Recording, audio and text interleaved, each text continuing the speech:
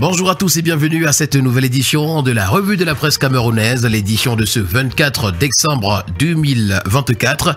Et nous démarrons ce matin avec le quotidien bleu d'Amanmana, le jour qui nous indique que 10 ans après la disparition du Guérandi, on est toujours dans des questions. C'est l'information qui fait d'ailleurs la grande une du journal ce matin et les détails sont à retrouver à la page 5.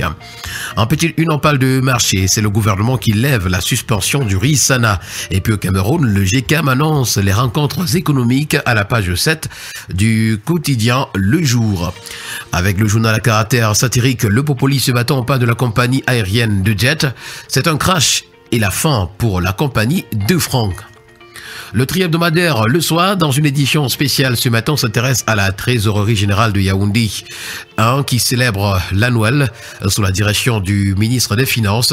Une soirée festive qui célèbre les réussites et inspire l'avenir nous est présentée donc ce matin à la grande une de Le Soir. Avec le quotidien d'information républicaine Le Drapeau ce matin, on s'intéresse à la route d'Afanoyoa. C'est le génie militaire qui est au service du développement. L'inauguration ce 23 décembre 2024 de la route d'Afanoa, réalisée par le génie militaire, marque une avancée majeure pour les habitants de Yaoundé 3. Ce fruit du partenariat entre le ministère de la Défense et la communauté urbaine de Yaoundé vient mettre fin à des années de difficultés liées à la circulation des personnes et des biens, tel que nous le renseigne ce matin le journal des pages 3 à 4. Travaux routiers également au Lounou en 20, ce sont des avancées notables après 4 semaines du démarrage des travaux qui nous sont présentés à la page 2. À la grande une de Alpha Echo, on parle du climat des affaires. Retrouvons les embûches des petites et moyennes entreprises ce matin à la grande une. Le Cameroun a enregistré la création de 12 875 petites et moyennes entreprises en 2024. Ce chiffre représente une diminution significative de 6 776 PME, soit une baisse de 34,4% par rapport aux 19 651 PME créées en 2023. Malgré cette régression, ces entreprises ont joué un rôle crucial en générant 34 558 nouveaux emplois. C'est une information à retrouver au complet ce matin à la page 3. Avec le quotidien de la santé, EcoSanté ce matin s'intéresse à l'hôpital régional annexe DDA. Un engagement pour la qualité des soins est à retrouver. Corruption dans les hôpitaux également, on en parle comme un fléau qui tue plus que les maladies, et puis respect des droits fondamentaux de la femme et de la fille. Que propose la société civile et les organisations internationales? C'est une interrogation ce matin. Nous poursuivons le périple de ce matin avec le journal L'Unité qui parle de société et s'intéresse au projet de chefferie à Toudim, non à la sécession à Baganté d'après le journal.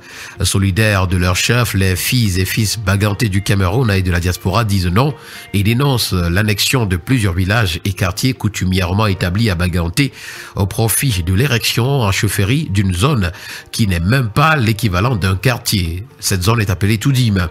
Cette triste situation qui va sans doute menacer la paix et le vivre ensemble ici vient s'ajouter au foyer d'étincelles visant à déstabiliser Baganté par ceux-là même qui n'y ont aucune légitimité, nous renseigne donc ce matin des pages 4 à 5 le journal L'Unité.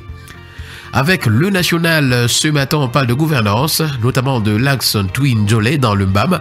L'éloquence d'un joyau routier est présentée ce matin à la grande une. L'achèvement de la construction de cet ouvrage clé du quantum des infrastructures de qualité, livré sous le magistère du ministre Nganou Djoumessi des Travaux publics, a donné lieu le 20 décembre dernier à la phase de pré-réception. Et nous allons terminer ce matin avec Santé Nature Info qui parle de BTS et HND en santé. Le feu vert du Premier ministre aux IPS nous est présenté ce matin à la grande une à la suite de la correspondance de la primature adressée au ministre de la Santé publique le 2 décembre 2024 autorisant les institutions privées de l'enseignement supérieur à recruter et former les étudiants dans les filières de soins de santé. Les représentants de ces institutions ont donné une conférence de presse, c'était hier 23 décembre, pour remercier le chef du gouvernement pour sa sage décision et informer les parents et les étudiants que les portes de leur centre de formation sont ouvertes pour les accueillir. L'information complète à retrouver à la page 3. Et voilà qui met un terme à cette sortie de la revue de la presse camerounaise, édition de ce 24 décembre 2024. Joyeuses célébrations de la Noël à tous et à chacun.